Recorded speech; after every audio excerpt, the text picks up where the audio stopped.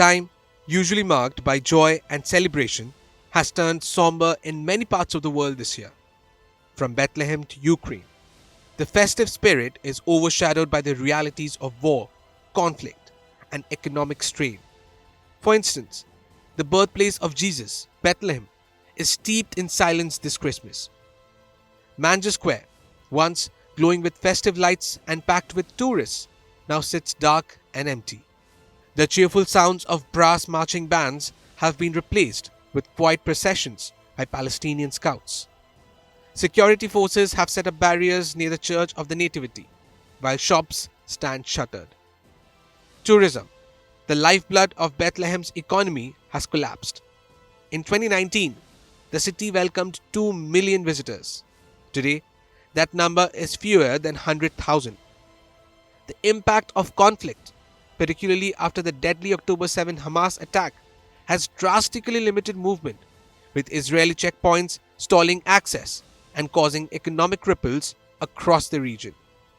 In Gaza, the Christmas spirit has been even more heavily dampened by the ongoing violence. The conflict has left families struggling to find safety, let alone celebrate. The streets of Gaza City, once filled with Christmas lights and decorations, are eerily empty.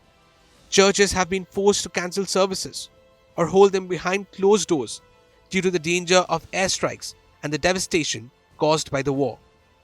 For the Christian minority in Gaza, many of whom have already faced years of hardship, this holiday season feels even more desolate. Those who are still in the city have no choice but to gather in small groups for private prayers, in stark contrast to the public celebrations that once defined the season. And the shadow of conflict extends far beyond West Asia. In Ukraine, another Christmas unfolds under the weight of war.